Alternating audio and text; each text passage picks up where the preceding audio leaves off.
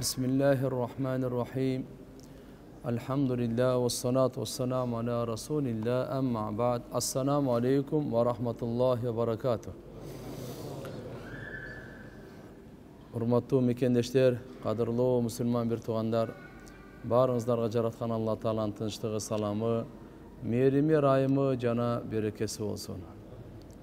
Жараткан Алла Таала барыбызга жакшы күндөрдү, жакшы түндөрдү, жакшы дос кошуналарды насип кылсын. Жаман күндөрдөн, жаман түндөрдөн, жаман дос кошуналардан Аллахым сактасын. Жараткан Алла Таалага дайыма дуа кылып, сурап, жакындап жашаш керек. Алла Таала өзү буйрук берген бизге. Удууни, силер мага дуа кылгыла деген. Астажиб лакум, дуаңарды кабыл кылам дейт. Биз жараткан Алла Тааланын жардамысыз жакшы иштерди кыла албайбыз, жаман иштерди таштай албайбыз. Ошон үчүн бенде инсан күн сайын жараткан Алла Таалага муктаж, саат сайын, секунд сайын. Ошон үчүн Алла Тааладан жакшылыкты сурай берсек, Аллахым жакшылыктарды бере берет. Жамандыктан сакта деп сурай берсек, Аллахым жамандыктан сактай берет. Ар бир намаздан кийинки дуалары бар. Аллахумма инни ас'алукал худа ват-тука вал-афафа вал-гина. Я Аллах, мен сенен сурайм, хидаятты сурайм, туура жолдон. Туура жолдуга салгын мени. Туура жолдон адаштырбайын. Тайып кетпейин, кыйшайып кетпейин, ооп кетпейин. Башка жолго түшүп албайын. Я Алла, сен өзүң ыраазы болгон, адам баласы кайсы жолдо жашаса бактылуу болот, ошо жолго салгын мени. Өзүң тартуулаган жол, хидаяттын жол. Ваттука, күнөөлөрдөн сактанууну сураймын, таква. Чоң күнөөлөр, кичине күнөөлөр, билип, билбей, жашырын, ашкере, ички дүйнө, жүрөктүн күнөөлөрү, мүчөлөрдүн күнөөлөрү. Я Алла, күнөөлөрдөн сактан. Ар бир намаздан кийин. Кийинки намазга чейин күнөөдөн сак болуп барып жашаш керек. Хидаятта ва афаф, тазалыкты айтат. Тазалыкты айтат. Я Алла Таала, таза авир бер, авир бер. Мен этегим булганбасын, тамагым булганбасын, алкымым булганбасын. Вал-гина, жүрөктүн токчулугун бер. Жүрөгүм алхамдулилла Алла Тааланын бергенине каниет кылып, жүрөгүм ток болсун. Гыжалат болбосун. Каяктан табам, эмне кылам деп. Вал-гина, байлык бергине. Мага жетишерлик, мага жетишерлик. Жашоомо жетишерлик, авириме жетишерлик, ибадатыма жетишерлик. Я Алла, өзүмдүн жүзүмдү, авиримди сактай турган адал кесип, бул фарз. Касбул халал, фарида. Ба'да фараизилла. Алла Тааланын башка да фарыздары. Ошодон кийинки эле бул фарыз да болот. Бул табууга буйрган, шарият акча тапканга буйрган. Максатын айтып койгон. Адамдардын алдында кол сунбай, жүзүңү жер каратпай, тилемчилик кылбай, аларга акчаларына шилекейин коюлтпай, жок, алхамдулилла, мен өзүмдүкү бар. Ушуга шүгүр. Алла Таала азбы көппү бергенине шүгүр. Ошон үчүн иншалла ушул башканын алдында кор болгондон сактануу үчүн, тилемчилик кылып кол көтөргөндөн сактануу үчүн биз адал кесип кылуубуз мойнубузда милдеттүү бул. Бул фарз нерсе. Бирок адал кесип Аллахым берекесин берет. Качан биз ошону каниет менен, таквалык менен, токчулук менен кармасак. Байлык келет. Ач көздүк менен кармасаң, ал сага түтпөйт, ада береке болбойт. Байлык келет. Жүрөгүң токчулугу менен кабыл алсаң, алхамдулилла, берекеси кошо келет. Өткөндө айттыгына Кур'ан-ы Карим бул хидаяттын китеби. Бұл бақтылардың кітебі. Бұл жарық, қараңғылықтан жарыққа шыққанның кітебі. Борыкерлерден адамды қасиетті, жандандырам, адамдай жашайым деген кітеп Құран. Әр бір сүренің өзінің өзгөчөлігі бар. Түшішінің себебі бар. Өзінің тәсірі бар. Өзінің бағыты, ескертмесі, жолдамасы бар. Хожарат сүресі қоғамшылыққа, біздің жашауыздағы азырқы күнімдік жашауызда бірімізге аласа бересе, мамилеви, салам, дуа, ой, күмөн, жақшы, жаман, мына мәселелердегі мұш жолдамаларды Алла Таалам берген. Хожарат сүресінде. Ушул жерде Алла Субхану әр бір адам бақтылы болғанды қалай. Әр бір адам. Бирөө да бактысыз болгонду каалабайт. Алла Субхана ва Таала бакытты жараткан Алла Субхана ва Таала байлыкка койгон эмес. Бийликке койгон эмес. Нерсе буюмдарга алтын күмүшкө бакытты бойгон эмес. Ал үчүн талаша турган, жаңжалдашып бири-бирин өлтүрө турган, бири-бирин кордой тургандай. Жок. Аны сыноого койгон. Ошон үчүн иншалла биз ишенимди оңдойлу. Пайгамбарыбыз алып келген Алланын өкүмдөрү бар. Ошол өкүмдөрдү мен аткарсам, Алла разы болуп, мен жашоом оңдойт. Бактылыкты өзү берет. Дүйнөдө дагы, ахиретте дагы. Алланы наразы кылсаң, жашооңу бузат. Дүйнө ахиретиң бактысыз кылат. Пайгамбарлар эң асыл заттар, эң бактылуулар. Андан кийин сахабалар эң бактылуулар. Эмне үчүн? Эң жогорку деңгээлдеги таквалар пайгамбарлар болот да. Алар эң Алланын алдында сыйлуулар да. Андан кийинки даражада сахабалар. Сахабалардын таквалары Аллаху акбар. Пайгамбарлардан кийинки таквалуу. Ошон үчүн Алланын алдындагы экинчи иреттеги эле сый урмат сахабалардыкы да. Мына аятта айтып атабыз: "Инна акрамакум индаллахи аткакум." Инна акрамакум. Силердин эң урматтууңар. Индалла, Алланын алдында, аткакум, шек күмөнсүз эң такваңар. Буда эч кандай шек жок, эч кандай күмөн жок. Акыйкат бул. Инна акрамакум индаллахи аткакум. Ким канчалык таква болсо, ошончолук сый болот экен. Алла Тааланын алдында ошончолук урматтуу, ошончолук сыйлуу, ошончолук бактылуу болот. Алланын алдында. Алланын алдындагы бенде канчалык урматтуу, сыйлуу болсо, махлукта да ошончо болот.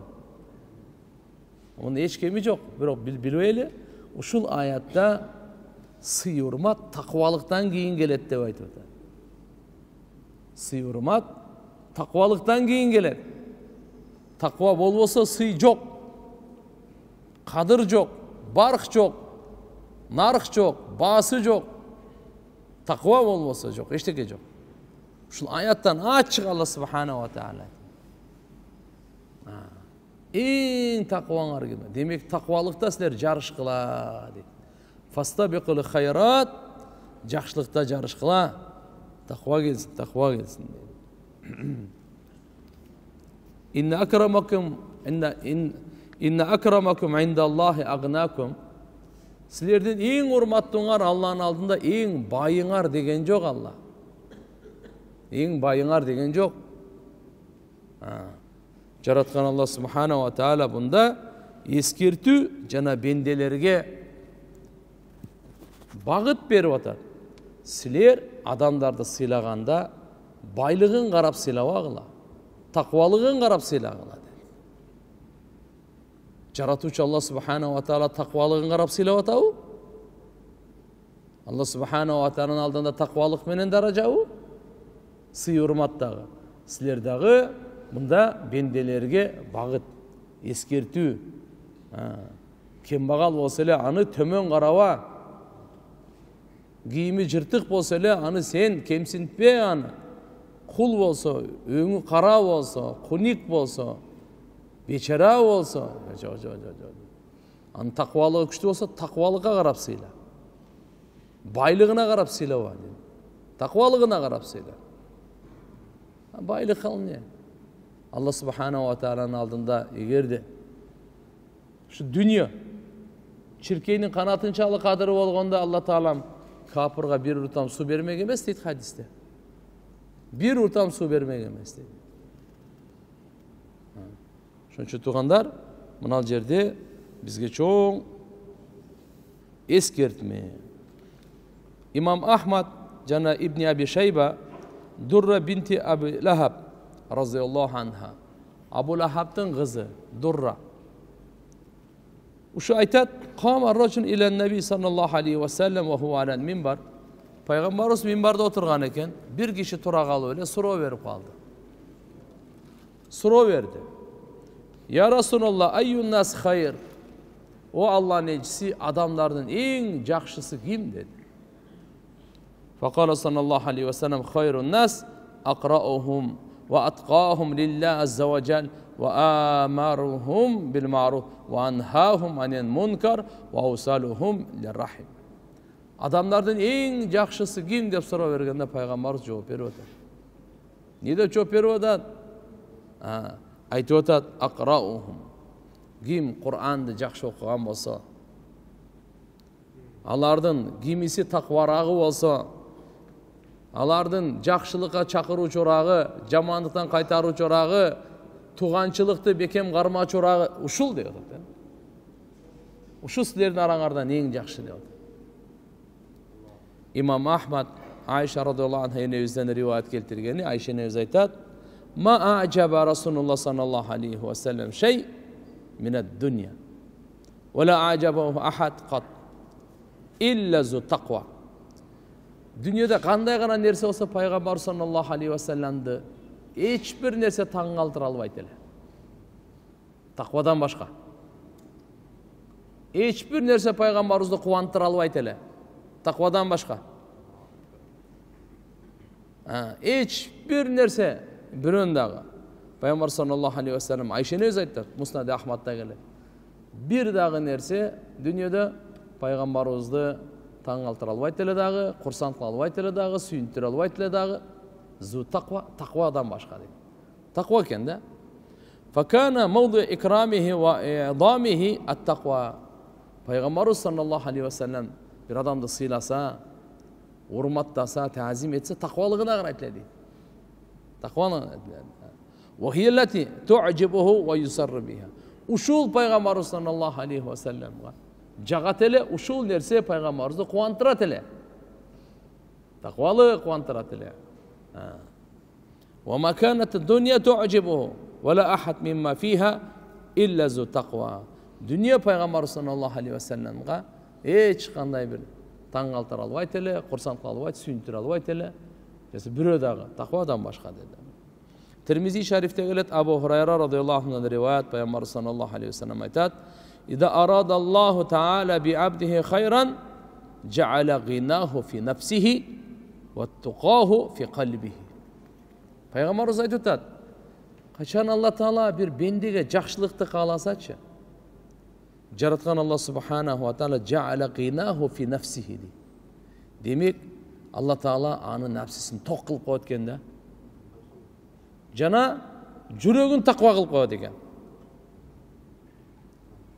Nefsisi tok eken, жүрөгü takva eken de. Şunday kılıp koyat eken. Ve ida arada bi abdihi şerran, kaçan bir bendege jamandık kalasa Allah Teala emi qaraptır. Ceale fakrahu bayna aynayh, iki özün peşenesinde mınday ortasına jakırçılıkты koyup koyat eken de. İki özün ortasına jakırçılıkты koyup koyat eken. Bunu manisi ne deydi? Manisi mınday deydi. Vel ma'na anna halahu halul fakir allazi la yecid malan ve yusari ila ziyadatil mal hubban jamman ve yetefana fi cem'al mal ma'annahu kasirul mal ve ganiyun bil mal. Bunu manisini Şeyh aytat. Şeyh Abdullah Siraciddin Hüseyni rahmetullahi aleyh, şu kişinin kitebinin de bu. Bunun manisi kimge Allah Teala'nın jamandık kalasa, anın peşenesine jakırlıkты жазıp koyat da otat da, jakırlıkты koyup koyat da, basıp koyat da, jaala dedi, bayna aynay. Bakın. Tak alganday olat deydi, Ал өзі бай болады дейді. Байлығы болады, анықычы. Бирок ақша таппай қалған кембағалдай дүниеге тойбойды екен да болчу. Дүниеге вообще тойбойды екен бұл. Қуған, жарышқан айтады, «Ва юсариу иля зиядатил мал». Şu dünyeni топтоғанға, ақшаны топтоғанға көптөгөнгө, өтө топтоған. Болса көп майлығы бар. О десеп ачык екен да бұл. Мына ошы жақырда ошыны айтады дейді. Чынығы жақыр, жүрегі жақыр. Чынығы соқыр, жүрегі соқыр. Чынығы бай, жүрегі бай. Шон үшін иншалла Алла Тааладан бұл хадистер бізгече жөнеле қабар беріп атқан жоқ, біздіге чақырып атады. Эмнеге чақырып атады? Пайғамбарымыздың әрбір хадисінде чақырық бар. Жолдомо бар, ескертүү бар, бағыт бар, туғандар, насаат бар. Ей, сілер жүрегіңердің байлығын Алладан сұрағыла да, ошоға әрекет қылыла дейді. Ошоға әрекет қылыла. Ошондойн алхамдулилlah, эми биз әрбір өзүбүздү таразалап алсак болот. Алла мага жакшылык каалаганбы же жамандык каалаганбы? Allah Subhanahu Tirmizi şerifte hadis ahrajahu Hakim ve Tirmizi. Yekun da Abu Hurayra rivayet. İza arada Allah Teala bi abdihi hayran ja'ala ghinahu fi nafsihi ve tuqahu fi qalbihi. Kimge Allah Teala'm жақшылық қалады qaysı bendesine anın nafsesini tok kılıp жүрегін бай қылып өткенде бұл. Nafsi tok ekan anıç. Odağa şükür inşallah alhamdulillah. Qancha var oşoğa жетишет. Oşoğa alhamdulillah Allah Teala'ga hamday жүрегүнөн şükürü var. Oşoğa жетişti degen alhamdulillah kaniyet var. Dani жүрегүндө takvalar. Aytat. Peygamber sallallahu aleyhi ve sellem aytganda leysel gina an kasratil arad walakin gina'un nafs deydi. Muttafaqun aleyh. Uvalayla hurmatlı Müslüman bir tuğan. Peygamberimiz sallallahu aleyhi ve sellem adamzatın en bilindisi, en danışmanı aytıyor. Baylık. Buyum nersenin göğünde kimde köp olsa oşonu bay dep aytpayt deydi. Kimdin жүрөгү bay olsa oşol bay deydi.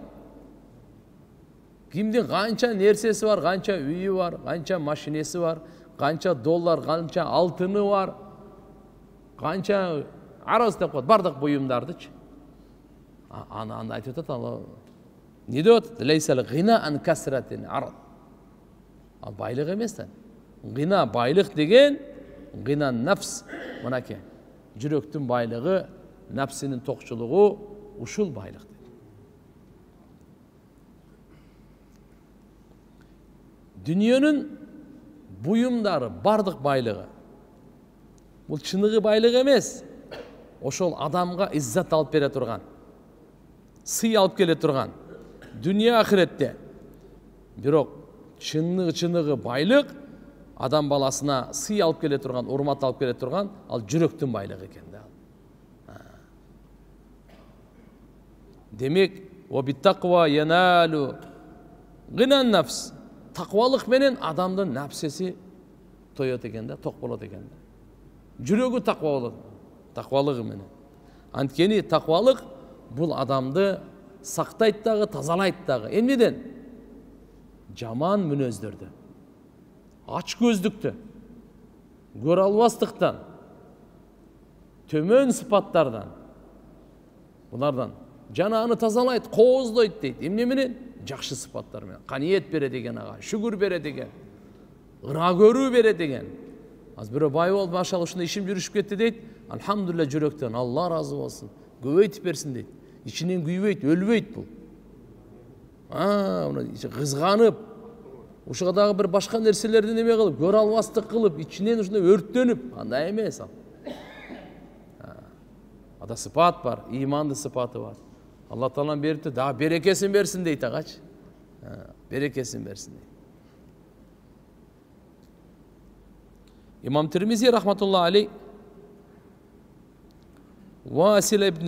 Vasile degen sahabadan İbnül Asqa radıyallahu anhudan rivayet keltiret. Peygamber sallallahu aleyhi ve sellem aytat: "Men ittaqallah ahaballahu minhu kulle şey." Kim Allah'dan takvalıkta tandasa Allah subhanahu wa ta'ala Yani ahaballahu деген manisi oşu eken akhafahu min kulli şey. Akhafahu min kulli şey. Ve men lem yettekilla ahaballahu min kulli şey. Kim Allah subhanahu wa ta'ala takvalıktan dasa, Allah bardık nerse andan korkut eken. Allah şunu korkutup koyut eken bardık nerseni anda. Alemi kim? Takvanı tandabasa, Allah Ta'ala'nın takvalık kılbasa, bardık nerse anı korkutat eken de. Allah Ta'ala oşa korkutup koyut. Emi takvalık uşunçalık ulu sıfat bolgondan keyin Allah'ın aldığında Allah Ta'ala adam atadan tartıp ele o kıyamet günge çeyин kelgen insanın bardına uşunu osiyat aytkan eкен. Takvalıktıç. Ve laqad vassaynallaziina utul kitab min qablikum. Biz öküm bergen bizlerden burdağı kitap berilgen elderge. Tavrat, Zabur, İncil berilgenlerge. Ve iyyakum ey Muhammed sallallahu aleyhi ve sellem ümmeti. Sizlerge dağı öküm bergemiz. Emneni? Anittaqullah. Allah Ta'aladan korkqula. Günölerden saktangıla degen uşul osiyatты Muhammed Aleyhisselam'ın ümmetini özgöçe bergen Allah Ta'ala. Muhammed Aleyhisselam'ın ümmeti takvalıqa akılırak. Başkalar kança günöden saktansa Muhammed Aleyhisselam'ın ümmeti andan da gövrek saktanganга layıktırak da bular. Peygamber sallallahu aleyhi ve sellem özünün osiyatlarında toğandar. Жалпы елге дагы, жеке айтканда дагы таквалыкка осият кылат эле. Жалпы коомчулукка дагы таквалыкты айтат эле. Эй, таквалык силердин ураныңар болсун. Силердин төшөгүңөр жамынчыңар болсун. Силердин көзүңөрдүн алдыңарда максатыңар болсун. Себеп Алла субханаху ва таала азыр аяттарды окуп беребиз. Таквалыкка эмне деген убадаларды берген? Аламдын жаратуучусу. Сиздин ишиңиздин именно qaysi adam takvaltansa oşol adamga vada. Oşol adamga vada. Peygamberimizin jalpı osiyatlarından Irbaz ibn Sariye radıyallahu anhu'dan sahabalar aytışkan eken ya Rasulullah ausina. Bizge osiyat aytsanız deb. Peygamberimiz usikum bi takvallah azza ve cel ve sama ve ta'a. Men sizlerge takvalıkta osiyat aytam. Uqqıla Allah'a başı geledi. Samavata uqtuq başıydık dedi. Özgöçe aytkan, бұл ғой барды сахабаларға айтады. Өзгөчө айткан Абу Зар разияллаху анху uzun hadisinde Peygamber sallallahu aleyhi ve sellem bir жолу келип мешітке келип отурганда тур, мешіттин акысын оку, тахият деп. Анан бир топ сөз болгондон кийин Peygamber sallallahu aleyhi ve sellem ошол жерден неме кылганда, бул Абу Зар разияллаху анху осият сураганда Fakultu ya Resulullah ausini. Osiyat aytыңыз дегенде Peygamberimiz айтат. Usika bi takvallah fa innaha zaynun li amrik kulli. Abu Zar, men sana takvalıkta osiyat kılam deydi. Antkeni bul senin bardıq işinin qozdығы deydi. Kança işin var? Oşonun bardığının qozdığı takvalıkta. Sodagerdin qozdığı takvalığında, sodasında. Ökümdarlardın qozdığı takvalığında. Dıyqançılardın qozdığı takvalığında. Erkeklerdeki takvalığı, ayaldardaki takvalığı. Jaşlar, qariyalar. Qanday gana iş bolup olsun. Takvalık sizin işinize qozdıq alıp keledi. Çıray alıp keledi. Kultu ya Resulullah zidni. Abu Zar razıyallahu anh aytat, daha qoşumça aytыңыз dedi. Peygamberimiz aytdı, aleyk bitilavetil Kur'an ve zikrillah azza ve cel fe innehu zikrun lak fis sema ve nurun lak fil ard. Kur'an okuğandı cana Allah'ın zikrin bekem qarma dedi. Buna bizge osiyat.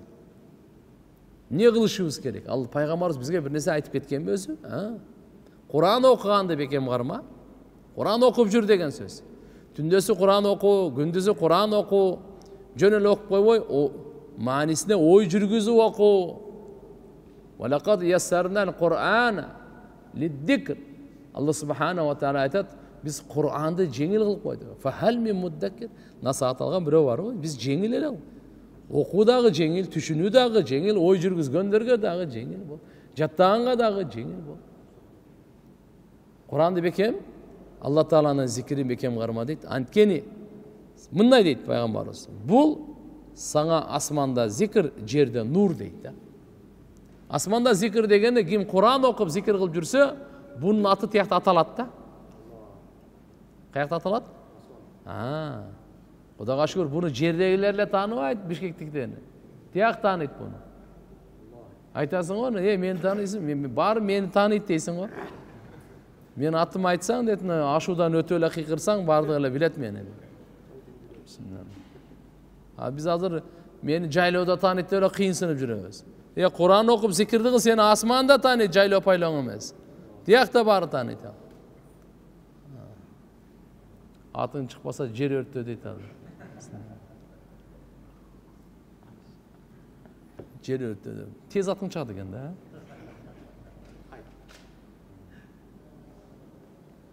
Жоқ, біз мұсылман баласы Алладан сұрашуымыз керек. Алла машхур емес, мақбул қыл деп. Даңқы аты шыққандардан емес, қаул болғандардан қыл деп. Әр біріміз кім болса да не. Андай емес. Алла Тағала қаул болғандар.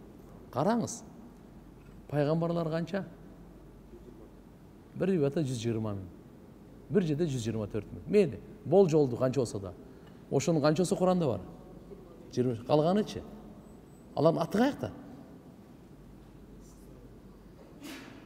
Алар знаменитес қаяқта? Алардан өткен знаменитет жоқ өзі. Аламда о пайғамбарлардан өткен знаменитый, машхур, даңқты, белгілі, ешкім келген емес. Бұл алардығы қаяқта аты жөне? 25 тел айтып. Егер ушунчалық әлі знаменитость керек болса, Алла Тағала бардық пайғамбарлардың атын айтмақ та кітеп толтырмақ Құранды.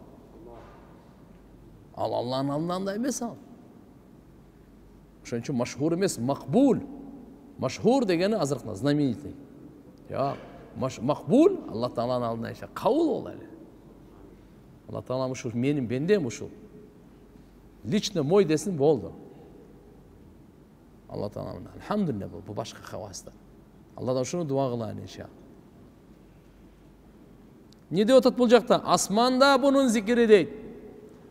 Пайғамбарымыз Алла Тағала айтады, «Варафа'на лака зикр». Біз сенің атыңды біз көтергенбіз дейді. Пайғамбарымыз Алла Субханаху ва Тағала атын, пайғамбарымыздың атын Алла көтерген биікке. Әр бір пайғамбарды Алла Субханаху ва Тағала даража берген, біреуінде еме қылған емес, даража мартабасы бар. Бірақ пайғамбарымыздың даражасын Алла Тағалам көтеріп қойды. Өзінің аты менен пайғамбарымыздың атын жанаша қылып қойды. Ашаду ла илаха иллаллах ва ашаду анна Мухаммад расул. Қараңыз, бұл жанаша деген сөз ше. Пайғамбарымыздың атын ушунчалык Алла көтерді. Ким ла илаха иллаллахқа иман келтіріп, Мухаммад расулға иман келтірбесе, иманы иман емес. Калимасы қаул емес. Бұл болса калима екі бөліктен тұрады да. Ла илаха иллаллах, Мухаммад расулullah. Ла илаха иллаллах иман келтіреміз, Мухаммад расулға иман келтіреміз. Бірі ла илаха иллаллахқа иман келтірді, Мухаммад расулға мен иман келтірбеймін деді. Ал мұсылман емес ал. Ал мұсылман емес. Анқы қаул емес. Фаин аману. Егер алар иман келтірсе. Кама амантум сілер иман келтіргенде, сахабалар иман келтірген. Фақад ихтадау. Ошында хидаяттап атты. Сахабалар иман келтіргенде алғайсы. Ла илаха иллаллахқа дағы, Мухаммад расулуллахқа дағы. Ошончы сахабалардың иманын Алла стандарт қылып қойды. Амину кама аманан нас. Сілер сахабалар иман келтіргенде иман келтіргелі. Ошол Алланың алдында қабыл. Егер бірі жоқ мен ла илаха иллаллах бір құдай таныйм болды, бірақ Мухаммад расулуллах признават етпеймін. Ал мұсылман емес, ал иман емес. Таразада Алла Тағала «Варафа'на лака зикрак». Аллаху пайғамбарымыз айтады, сенің атыңы біз көтердік, қайерге шейін көтердік. Иман келтірбесе қабыл емес. Бұл қанша деген чоң сыймық, улуу мартаба. Мені. Демек, «Ва нурун лака фил ард». Жана жерде нур екен. Құранды бекем қарма деді. Зикірді бекем қарма, жерде нур. Асманда сенің зикірін. Құлту я Расулаллах зидни. Абу Зар разияллаху айтты, о Алла елшісі, дағы айтыңыз деді. Осият сұрап атады, осиятқа той ойды. Пайғамбар саллаллаху алейхи вассалам айтқан, мұсылман жақшылыққа той ойды деген. Жакшылык жакшы сөзгө тойбойт, жакшы ишке тойбойт. Макулбу? Акыры бул бейиште барып тоет деген. Өзү чын-чынына келгенде туугандар, бул дүйнө тое турган дүйнө эмес да. Адам баласы кээ бир адамдар жамандыкка деле тойбойт, жакшылыкка деле тойбойт. Жамандыкка тое турган дозок, жакшылыкка тое турган бейиш. Ал-хайр куллуху фил жанна. Жакшылыктын бардыгы бейиште. Ашар куллуху фил нар. Бул бардыгы дозокто бул. Жамандыктын бардыгы дозокто. Бул айтты дагы айтыңыз деди. Пайгамбарыбыз айтты: "Алейк битули сам." Сен деди, көп унчукпай жүргүн деди. Узагыраак, тул деген узун, сам деген унчукпай жүргүн. Пайгамбарыбыз бир сөз менен айтып койду: "Ман сомата нажа." Ким тилин тарттыбы, унчукпай койдубу, кутулду деди да мына. Куткарылды, азаптан куткарылды, бактысыздыктан, жамандыктан куткарылды. Ман сомата нажа. Нажаат тапты бул. Пайгамбарыбыз бул жерде айтып атат: "Битули сам." Сен көбүрөөк унчукпай. Зарыл болгондо сүйлөп болсоң, вообще сүйлөбөй эле кой. Сага кажет барбы? Куран саартан кечке сүйлөйбү. Зикир мейли, дуа мейли. Bunun her birinde nur, her birinde sevap, her biri için, her biri maşallah. Bir o jönөкөй мында dünyada jönlemde biz kede tantırap, bolor bolbogon, anigdot, жомок, бирөөнү кордогон күнөө, электебей, ылгабай эле уруп сүр. Жо. Чупай. Не дейт? Fa innahu matradatun şeytan. Бул шайтанга базган экен да болчу. Шайтанды сога турган, ура турган, түртө турган, чаба турган ушу унчукпагандыгы экен да. Шайтан кытыгылайт экен да. Сүйлөп койсоң, тигине жамандап койсоң, тиге да мындай деп койсоң деп. Бул сүйлөбөй койду да. Шайтанды базган менен чапкандай болот экен да бул. Wa aunun laka ala amri dinik. Ушу көбүрөөк унчукпай турганың саңа жардамчы дейт. Эмнеге десе, диниңе дейт. Кайерге жардам берет десе, диниңе жардам берет ушул дейт ана. Ойлонгонго жана башкага. Культу зидни. Абу Зар Разан пайгамбарыбызга айтат: "Дагы кошумча, дагы көбөйтүңүз, айтыңыз." Пайгамбарыбыз айтат: "Ияка ва касрата дихк, фа иннаху юмитул qalb ва yudhhibu bi nuril wajh." Көп күлгөндөн сактан dedi. Каткырып эле, күлүп эле, көп күлгөндөн сактан. Анткени бул жүрөктү өлтүрөт. Адамдын жүзүндөгү нурду жок кылат dedi. Жүрөктү өлтүрөт экен да. Жүрөт. Хасан Басри рахматуллахи алейхи айтса эле. Дененин өлгөнүнөн адамдар коркот, жүрөктүн өлгөнүнөн коркпойт деген экен. Дененин өлгөнү ал эчтеке эмес, жүрөктүн өлгөнү жаман. Жүрөктүн өлгөнү дегени şu жүрөктө Алланы эстей турган нерсе жок. Аллага шүгүр жок. Алладан коркуу жок. Бул жүрөктүн өлгөнү да. Өлүп калган жүрөк да. Алланы эстеген менен, Алланы эстебегендин мисалын пайгамбарыбыз айтат го. Өлүк менен тирик. Алланы эстеген ал тирүү, Алланы эстебеген ал өлү. Ошон үчүн аалымдарда чоң улуу сөз калганда, аалымдар дейт. Чыныгы аалымдарчы. Өлсө дагы тирүүлөр. Жахилдер тирүү болсо да өлүктөр дейт. Ал-улама ахя ولو كانوا ميتين. الجهلاء أموات ولو كانوا أحياء. Ошон үчүн иншалла биз баарыбыз Алланы тааныган элим бул. Эң биринчи элим ушул. Иман элимден жогору. Иман элимден алдын турат. Ошон үчүн иншалла. Не деди? Культу зидни, дагы айтты Абу Зар разияллаху анху. Көйтүп бериңиз, айтыңыз деди кошумча. Пайгамбарыбыз айтты: "Кулул хак валау кана мурран." Ачык болсо дагы, ачуу болсо дагы акыйкатты айтты. Акыйкат ачуу болсо да, өзү акыйкат ачуу болот туугандар. Жалган таттуу болот. Акыйкат ачуу болот. Зидни деди, культу ла тахаф филлахи лаумата лаим. Алланын жолунда, Алланын дининде маламат кылуучунун маламатынан коркпогун деди. Allahu akbar. Улуу насаат тугандар. Баарыбызга күн сайын керек да болчу. Ар бирибиздин үй бүлөбүзгө керек. Алла тууралуу бенденин укугунан корккун. Бенденин укугунан Алладан корккун дейт да. Алланын укугунан бенделерден коркпогун дейт. Алланын укугу турганда сен инсандан коркпогун ал. Күлөбү, маскарлайбы, шылдыңдайбы, коркутабы, үркүтөбү, башкабы кызыктырбасын. Алланын укугу, Алланын укугу эң жогорку укук. Алланын акысы. Алланын акысы ширк келтирбей. Алланын акысы Алланы жалгыз деп билүү, таухид. Алланын акысы намаз. Жана башка. Бул тууралуу сен бендеден коркпогун. Бенделер тууралуу ата, энең, аял, бала чакаң, адамдар, жамаат бул тууралуу булардын укугу боюнча Алладан коркпогун. Алла Тааладан укугу боюнча бенделерден коркпогун. Не деди? Ла тахаф филла лаумата лаим. Маламат кылуучунун маламатынан вообще коркпогун сен. Айта берет, күлө берет, башканы эртеге көрөбүз деген. Ким төөдө, ким эшекте, бүгүн азыр караңгы. Кимдин үстүнөн ким күлүп атат дейт.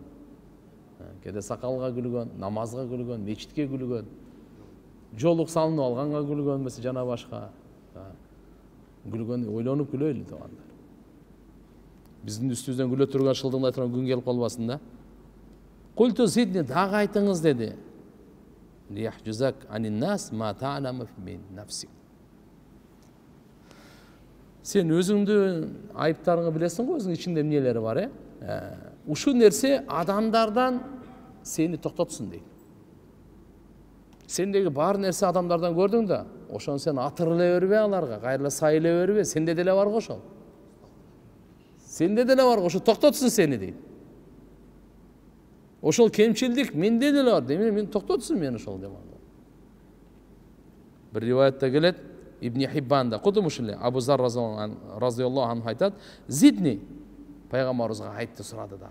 Дагы деделе, пайгамбарыбыз айтты, ахиббал масакин ва жалисхум.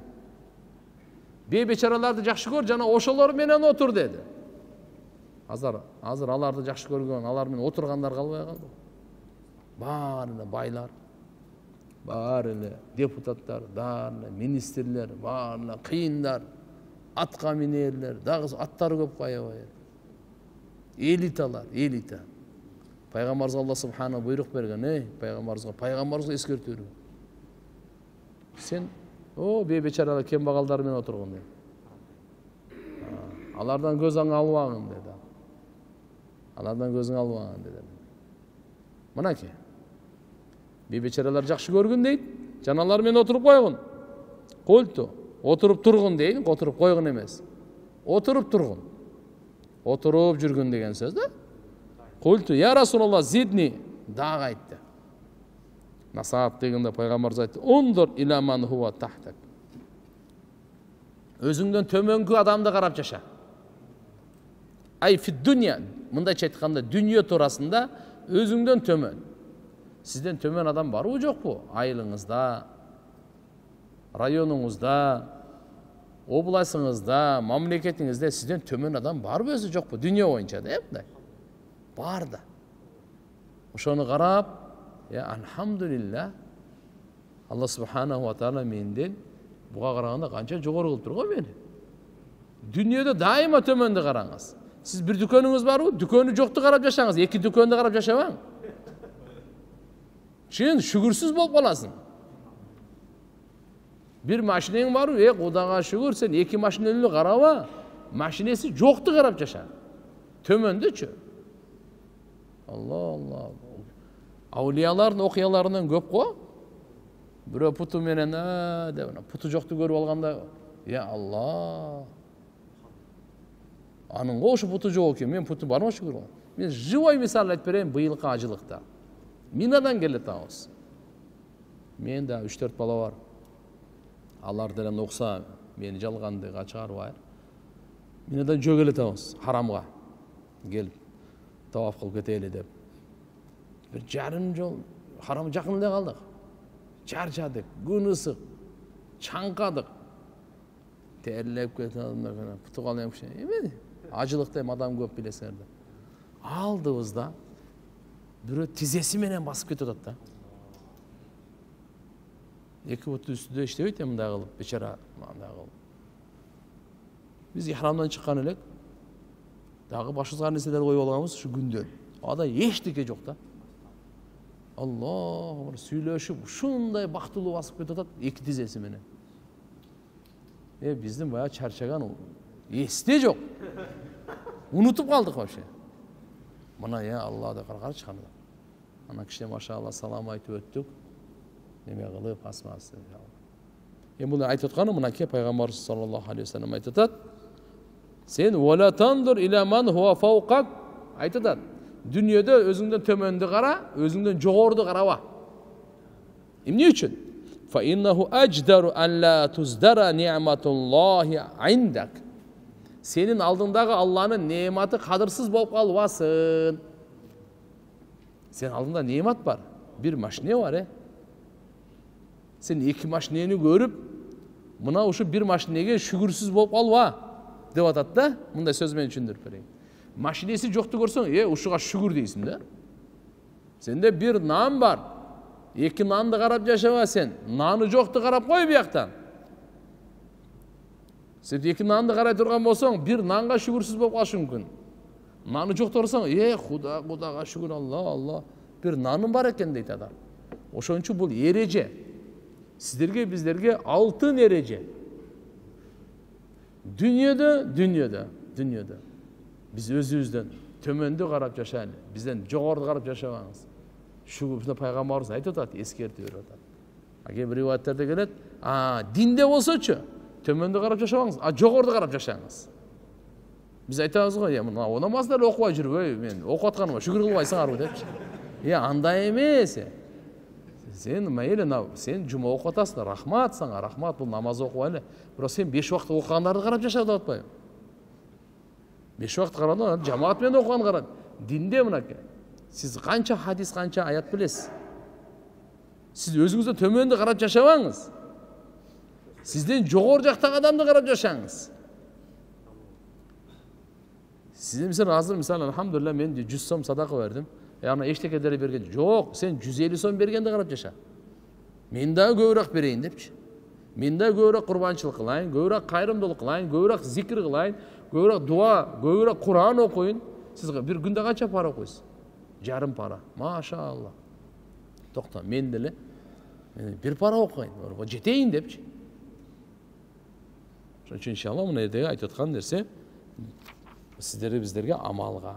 Айтты пайгамбар саллаллаху алейхи вассалам да.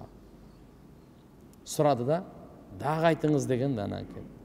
Лияруддак анин нас ма та'ламуху мин нафсик ва ла таджид алейхим фима та'ти. وكفى بك عيبا أن تعرف من الناس ما تجهل من نفسك وتجد عليهم فيما تأتي. Peygamber sallallahu aleyhi ve sellem'in nasihatı. Seni kaytarsın adamlardan. Ne derse, özün nafsından bilgen dersen, uşu seni kaytarsın dedi. Sen alardan iş nerse tapmadın hele. Fima ta'ti Allah kılgan derse de. Sanaçı özüngünçe ayıbın jetiştü. An ta'rife minen nas ma tejhalu. Adamlardan bilbegen derse. Bunday da adamlardan ушул айыбың биздин айып өзү тосуп калыш керек экен да. Адамдардын айыбын көргөндө мен айыбым мени тосуп калсын. Ошон үчүн иншалла сиз өзүңүздү айыбыңызды билбегениңиз ушул айып экенине жетиштүү дейт да сизге. Сиз айтып атасыз да менде айып жок депчи. Аллаху акбар. Ошо айып жок дегениңиз өзү айып деп атат да. Адамда кандай айып жок? Демек өзүңүздөн айыбыңызды таппай калсаңыз, субханалла. Айып өзү ушул. Айып таппай калганыңыз. Пайгамбарыбыз саллаллаху алейхи ва саллям кийин сумма зараба биядихи ала садри Абу Зар айтат. Көкүрөгүмө колун койду дейт мындай кылып Абу Зар деп коюптур. Факала я Абу Зар. Ла акла тадбир. Хусн тадбир деп коет. Көрөгөчтүк, өлчөп, ушундан Ушундан өткөн акыл жок. Акыл өзү ушуга иштетилиш керек экен да. Вала варакал каф, жамандыктан токтоткондон өткөн таквалык жок. Сиздин тилиңизден, колуңуздан бирөөгө жамандык жетпесин, болду. Ушу эң таква ушул дейт. Кафте токтотууну айтат да. Вала хасабака хуснул хулк, жакшы мүнөздөн өткөн тек жок дейт. Мен тегим тигиндей мындай улутум, уруум деп кыйынсынабыз го. Токто. Жакшы кулк мүнөздөн өткөн тек жок экен. Эң мыкты мынаке тегим дей турган болсоң, мына.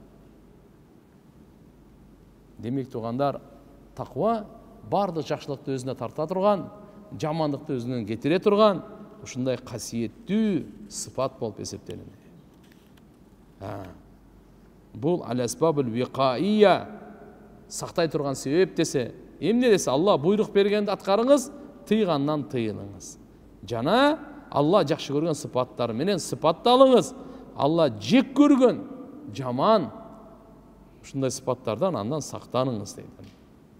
Эми тугандар, таква бул эмнеге себеп десе, аулиялыкка себеп дейт. Биринчиси сабабул вилая.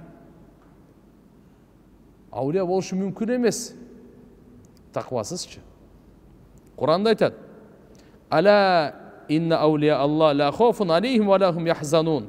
Аллазина аману ва кану яттакун лахумул бушра фил хаятид дунья ва фил ахира. Ла табдила ли калиматиллах. Далика хувал фаузул азим. Ала кавардар, булак салуу койбойсуздарбы? Алла Тааланын чакырыгы дейт. Ала деген сөздүн мааниси ушул. Биздин баардыгыбызды мындай көңүлүбүздү тартып туруп, внимание кылып туруп айтып атат да: Инна аулия Аллах, Алланын олиялары бар го, аларга эч кандай коркунуч жок, алар кыжалат болушпайт. Кимдер алар? Ыйман келтирип, таквалык кылгандар дейт. Ва кану яттакун деп атат. Таквалык кылышат эле, бир жолу эле кылат эмес, кылып турушат эле. Ва кану яттакун. Дайыма күнөөдөн сактанып. Бүгүн сактанды, эртеге жо. Бүгүн дагы, эртеге дагы. Алхамдулилlah, ушулар таквалык кылып турушат эле дейт. Ошолорго кушка бар, бул дүйнөдө дагы, ахиретте дагы кушка бар. Ошолорго кушка бар, дүйнө жашоосунда да, ахиретте дагы. Алла Тааланын сөздөрү эч өзгөртүүчү жок. Залика хувал фаузул азим. Ушу улуу бактылуулук. Ушу улуу бактылуулук. Экинчиси, таква сабабун азимун фи найл мухаббати илахи. Алла Тааланын мухаббатына жеткенге таква өтө улуу себеп экен да, бул тугандар. Улуу себеп Алла кудайлык мухаббат, кудайлык сүйүүгө жеткенге. Куранда айтат: Инналлаха ма'алладина тақау валладина хум мухсинун. Алла субханаху ва таала таквалар менен бирге, жана алар жакшы иш кылышкандар.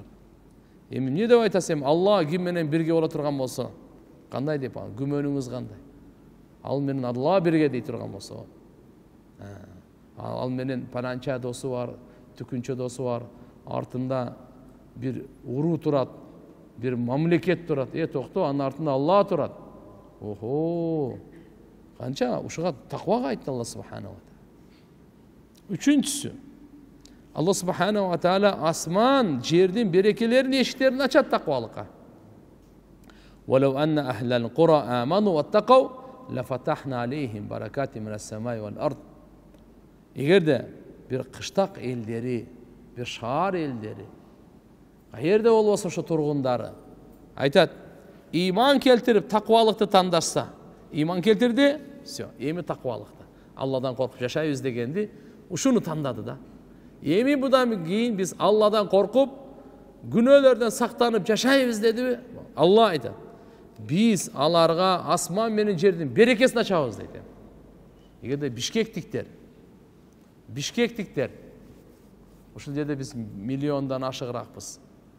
Ушул жерде баарыбыз ыйман келтирип, таквалыкты тандап жашайбыз десек, асман жердин берекесин Алла Таалам мен ачам деп вада берип атат. Лафатахна алейхим баракати минас самай вал ард. Тамаша барака эмес бул. Биздин рызкыбыз жер менен асманда. Мына мөңгүлөр проблема кылып койду го баарыбызды. Жамгыр проблема кылып койду го, суулар не болду быйыл? Буну ким башкарат, ким жараткан өзү буну?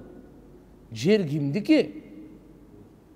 Бу дандар каяктан чыгып, ким берет ушу дандын? Абу Дауд Саджистани рахматулла алейх. Улуу адам айткан, мен диндин берекесин Мисирде ошол өзүнүн доорунда көргөнмүн деген. Кандай деген? Төөнүн куржуну болот. Бизде төök жок го эми, ат бар. Жылкыларда мурда куржун.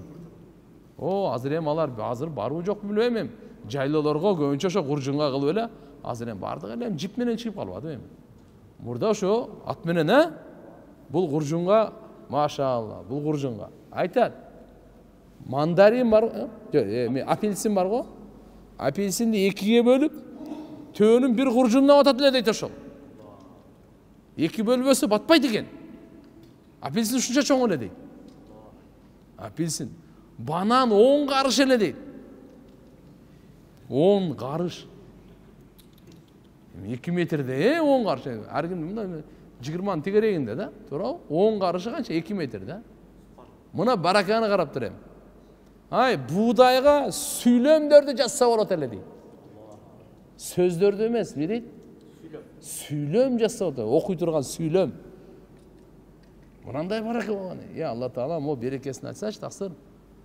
Биз жыйнап, топ чарчайбыз. Топтой албай каласың, жыйнай албай каласың.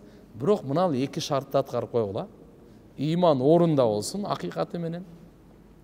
Таквалыгы жайында болсун.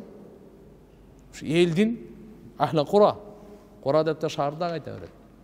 Меккени Алла Таалам Кура деп айткан. Уммун Кура деген. Барды карыялардан сан. Карыя деп. Эми бул чоң кысат эл жашаган жер. Кандай болгон чакта дагы мына иман келтирип таквалык тандаса дейт Алла субхана ва тааlanын ваадасы. Биз аларга асман менен жердин берекесин ачабыз. Кандай? Асманда жанды учурунда жадырабыз. Кереги жокто бербейбиз, селпел кылып силерди жүдөтпөйбүз. Учурунда келгенде бербей койбойбуз. Курап кете турган. Же гүлдөп калганда суукту берип, андай кылбайбыз. Учурунда берет Алла субхана ва таала. Түндөсү берип, күндү жаркыратып чыгарып берет. Ана, бул жак пыша берсин, бул жактан даам ала берсин. Жерде Алла субхана берекесин ачабыз дейт. Жердин берекесин ачабыз дейт. Аллаху акбар. Фаликул хаб ва нава. Алла субхана ва тааланын сыпаты. Бул дандыч Алла Таалам жара турган да. Ва нава сөөктү жара турган. Сөөктүн ичиндеги данек сөөктү жаралганга күчү жок. Бирок Алла жаруучу буну. Алла субхана ва таала караңгыдан жарыкты жарып аткан, жараткан Алла субхана ва таала. Карап туруңуз Куранда канча алып келет. Будайды жерге эгес. Сабиз, помидор гана. Картошканы деле. Сабагы канча жумшак. Иштесеңиз мындан. Ушу кесектерди катып калган таш жерлерди тээп чыгат го. Анда күчү жок, андай тээп чыгарат. Алла жарып чыгарат буну. Алла Таала өзү жарып берип бардыгын карап. Берекесин, жердин берекесин да ачып коет. Ана, асманда берекеси. Кайсыга? Таквага. Иман келтирип таква. Таква деген эмне дедик? Биз Алла Тааладан коркуп, арам нерселерди таштап, буйурган нерселерди аткарып жашайбыз деген сөз. Алла буйурганды жакшы күмөнү кылгыла, болду. Хоп. Алла субханаху ва таала уурдабагыла деди. Гыйбат кылбагыла деди. Зына кылбагыла деди. Намаз окугула деди. Кайрымдуулук кылгыла деди. Адалдан тапкыла деди. Бири-бириңе жакшылыкка жардам бериле деди. Душмандыкка жардам бербеле деди. Бири-бирин кордобогула деди. Имандуулар бир турган деди. Эми өкүм көп да эми. Канча сабактан бери айтып келип атабыз. Буйруктарын аткарсак, тыйгандан тыйылсак, ушунун аты таква. Угуп алыңыз. Камалу таква сүннөткө иттиба кылмайынча болбойт. Таквалыктын толуктугу сүннөт менен болот. Сүннөт менен болот. Bir жерде bir окуя айтып берейин. Bir аулия келди, аулиялы өтүп кетти деп. Ал убактарда эми көбүнчө ошо мындай топурак жерге намаз окуган экен. Сажда кылганда эки колу мындай жакта сажда кылып калган. Кийин ал жактан бир алым өтүп анан жок бул аулия эмес, өтүп кеткен дейт. Сүннөткө каршы сажда кылып каяктан аулия деген экен.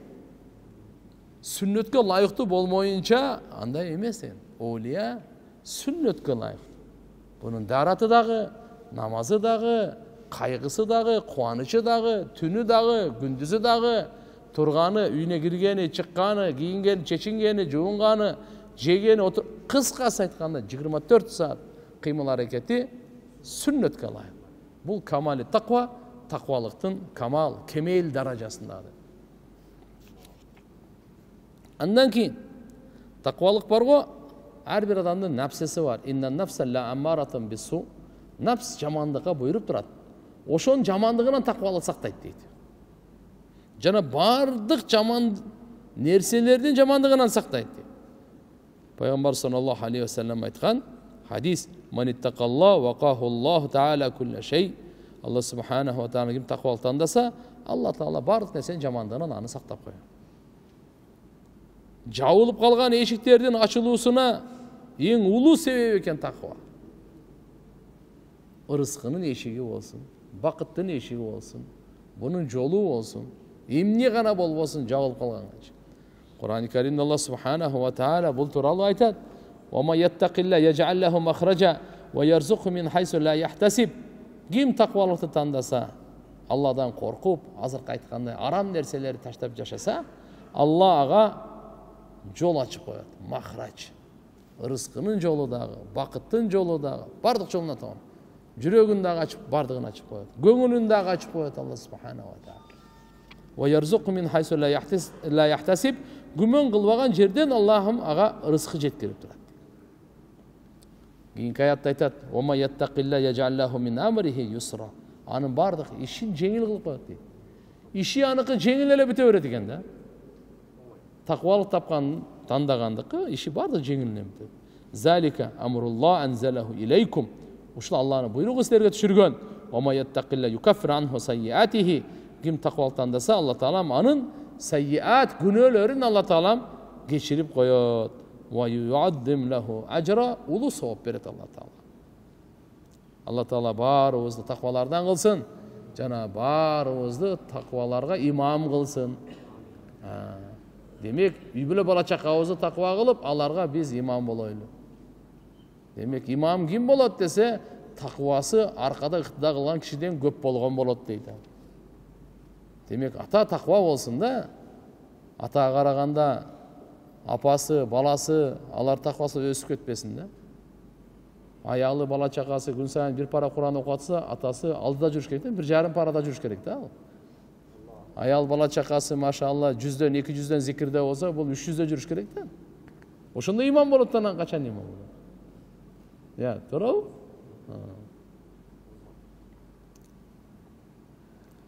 Субханаллах.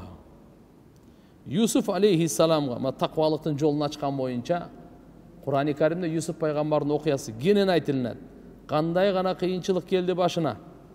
Ойбой, Юсуф алейхиссаламга сыноолор түрдү ата энесинен ажырап өзүнчө бул өлтүрөбүз дегени, кудукка ыргытканы, сатып кул кылып бергени, андан кийин кул болуп падышанын үйүндө кызматчы болгону, аялдардын ага бир жала жапкандары, андан кийин зынданга түшүп калганы, болгондо да ал жерде ошо арак ичкен, бут параст сөлөкөткө ибадат кылгандар менен чогуу түшүп калганы, башка ушулардын бардыгында Кур'анда Алла субханаху ва окуяларын айтып "Вал акибату литтаква", акыбет, натыйжа, результат таквалыкка чечилет дейт. Башында кете берет. Бунун аягы в любом случае таква болот да. Учурда азыр кичине неме болушу мүмкүн. Сырткы көрүнүштө сыноолорго окшоп, түшүнүп-түшүнбөй, сабырдуулук менен, ошого туруктуулук менен алхамду кете берсе, сөзсүз Алла субханаху ва таала акыбетин таквага чыгарат. Ошон үчүн пайгамбарыбыздын улуу дуаларында бар да: "Аллахумма ахсин акибатана фил умури куллиха ва ажирна мин хиззи дунья ва адабил ахира." Жаттап алышыбыз керек. Аябай көп окуйт эле пайгамбарыбыз ушул дуаны. Аллахумма ахсин акибатана фил умури куллиха. Я Алла, ахсин акибатана дегени бардык ишибизде акыбетибиз чырайлуу чыгаргын. Иштерибиз көп, ушунун аягы, результаты, акыбети кооз кылгын, чырайлуу кылгын деп сурап атасың. Аллахумма ахсин акибатана фил умури куллиха. Кайсы гана ишти баштабаңыз. Бардык ишиңизде Алла субханаху ва тааладан ушу ишимдин аягы жакшылык менен бүтсүн. Ишимдин аягы эмне менен бүтсүн? Акыбети жакшылык менен бүтсүн. Жыйынтыгы, натыйжасы жакшылык менен, чырайлуулук менен бүтсүн деген дуа. Аллахумма ахсин акибатана фил умури куллиха. Бардык иштерде, бардык иштерде. Ва ажирна мин хиззи дуnya ва азабил ахира. Жана бизди сактагын дүниенин кордугунан, ахиреттин азабынан. Дүниенин кордугунан, я Алла, мен напсиге кор болуп калбайын. Адамдарга да кор кылба, напсиге да кор кылба, шайтанга да кор кылба. Я Алла, мени кор кылба. Дүниенин кордугунан сакта, дүниеге мен кор болуп жашабайын. Дүние мага кор болуп жашасын. Мен дүниеге эмес. Жана ахиреттин азабынан. Yusuf aleyhisselam'dın uşul jerge aytıp gelip mınanday deydi da. Aytıp vereyim yerge. Qala cealni ala khazainil ard inni hafizun alim ve kedalike makkanna li Yusuf fil ard yetabawwa'u minha haythu yasha nusibu bi rahmatina men nesha ve la nudi'u ecra'l muhsinin ve la ecra'l ahire hayrun lillezine amanu ve kanu yettakun. Ve kanu yettakun, takvaga gelip Allah subhanahu wa ta'ala Yusuf paygambardın kıssasını uşunday aytıp berip kanday kıyınçılıktan başından ötközüp Yusuf aleyhisselam zindandan çıkandan keyin mamleket oğur avalda ele kaatçılık gelip atkan, kıyınçılık bolup atkan oşondan aytkan mınake жердин казыналарына meni dayındаңыз. Demek mülktün, mamleketin kazınasına meni dayındаңыз. Antkeni mende eki. Hafid, alim. Saqtooçumун dagы, bilүүчүмүн dagы. Saqtooçumун деген şu бар nerseni men saqtaganды bilem. Bilүүчүмүn. Kimge kança kajeti gerek bolsa oşonço bергенден ölçömүн bilemin men. Buga kança gerek? 1. Buga 1,5. Buga 2. Buga 2,5. Muhtajlığına jaraşa. Aşıkça bol. Kem dagы emes, aşıkça da emes. İkinci saqtooçumун. Жөндөн эле чача турган андай мындай эмес. Кыскасы айтканда, ушинтип Yusuf aleyhisselamга Алла субханаху ва таала жер бетинде туруктуулук берди. Кайсы жакка барса жайгашат эле. Алла айтат: "Биз өзүбүздүн ырайымдуулугубуз менен кимди кааласак, ошого үлүшүбүздү беребиз. Жана жакшы иш кылуучулардын жакшы ишке сообун текке кетирбейбиз." Жақшы иш кылдыңбы, акысын дүниеде да, ахиретте обязательно сөз кайтарып берет Алла субханаху ва таала. Ахиретте сообу жакшыраак. Бул жакшыраак кимге? Иман келтирип таквалык кылганга. Ошондой Алла субханаху ва таала ва кану яттакун деп атат. Мынакей таквалык кылып турушат эле. Иман келтирди, таквалык кылып турушат эле. Ошолорго Алла субханаху ва таала ушундай жазаларды, то есть сыйлыктарды берет экен. İnnehu ma yettaqi ve yasbir fe innallaha la yudi'u ecra'l muhsinin. Kim takvalık kılıp öyle sabırlılık kılıp tursa Allah subhanahu ve taala jakşılık kılıcılardan soğuğunu hiç kaçan tekke getirmeydi. Uşul jerde laqad kana fi qasasihim ibratun li ulil albab ma kanu hadisa yuftara. Bu alardın okuyanlarına savak var. Bu jön ele tokulgan sözler emes tuğanlar. Jomok emes da bu. Bu Kur'an savak var kimge? Muhammed Aleyhisselam'ın ümmetine. Kıyamet gününe çeyin joldoma düşkön Kur'an-ı Kerim'di. Yusuf Peygamber'in okuyasından dağı joldomaları da alıp Allah görse şunday muamele kılat eken de deyip elhamdülillah Allah Teala'ga gümöndü dağı tüzdeş gerek. Oydu da tüzdeş gerek. Allah Subhanahu ve Teala barımızdı özünden korkuçulardan kılsın. Barımızda Allah Subhanahu ve Teala baktullardan kılıp günahımızın sebebiyle baktısız kılmasın. Takvada dünya ahiretin najatı var. Allah kutkarat. Dünyada da ahirette dağı jaman ölümden kutkarat. Jaman esep kitep ahiretten Allah subhanahu azabından kutkarat. Takvalıkta Sırat köprüsünden ötüğü var. Korku oturan uçurda. Ve in minkum illa variduhu. Kana rabbi hatman maqdiyya. Summa najladina taqav ve nazaruzda Ve nazaru zalimine fiha jasiyya. Mındayda Sirot деген көпірі бар туғандар. Егер бұны піл сирот деп қоямыз біз, Sirot көпіресі. Бардығы өтеді ошоның үстіне. Асты тозақ. Бардығы өтеді. Пайғамбарлар да өтеді. Бірақ пайғамбарлар өткенде тозақ мұздап қалады. Кейбірі ол жерде өте тез өтеді. Скорость тез да, чағылған жарт дегеннен. Кейбірлері ат миніп, кейбірлері қанатты ұшқандай, кейбірлері жөө басқандай, кейбірлері жөрмелеп дейді, кейбірлері илінеді, кейбірлері жығылады. Адамның барын өткөреді да. Бұл шешім шыққанда бұл. Алла субхана шешім шығарып қойған. Бұл Алла субхана ва тағала хатман, мақдия болчу. Конкретно шешілген нәрсе бұл. Сөзсіз. Тақуаларды ошол жерде Алла тағала құтқарабыз дейді да. Жана залымдарды ошол жерде тезелетеді дейді. Таштайбыз ошол жерден. Залымдарды. Тақуаларды ошол жерден құтқарабыз. Так что бирөө иншалла тақуалык болтурган болсо, вообще гыжалат болбош керек. Кыямат күнүндө Алла субхана ва тағала тақуаларга бейишти жакындатабыз деген. Ва узлифатил джаннату лил муттақина гайра баид. Бейиш тақуаларга жакындатылат, узак эмес. Жакындатканда эле анын рахаты, чырайы, жыты, ал өзүнчө кирелекте. Алла Таалам барыбызга бейишти насип кылсын. Бейиш ээлеринин бул ураны болот иншалла, тақвалык болот. Яума нахшуру муттақина лир-рахман вафта дейт. Алла субханала. Демек, жамаат менен кыямат күнү Алла Тааланын алдына топтойбуз дейт, бар топтолот. Тугандар, Алладан ошон үчүн ар бир намаздан кийин таква сурайлы. Так, бул бир. Экинчиси, ошо таквага жетиш үчүн алдыга аракетте кичине кылайлы.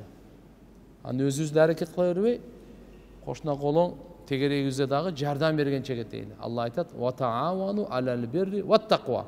Эй мусулмандар, силерчи бири-бириңерге жардам берип тургула, жакшылыкта жана таквалыкта дейт. Демек бирибизге жардам берип турушубуз керек экен да.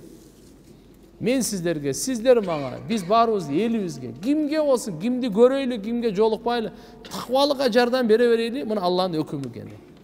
Жакшылыкка жардам бере берейли. Аракет кылабыз иншалла.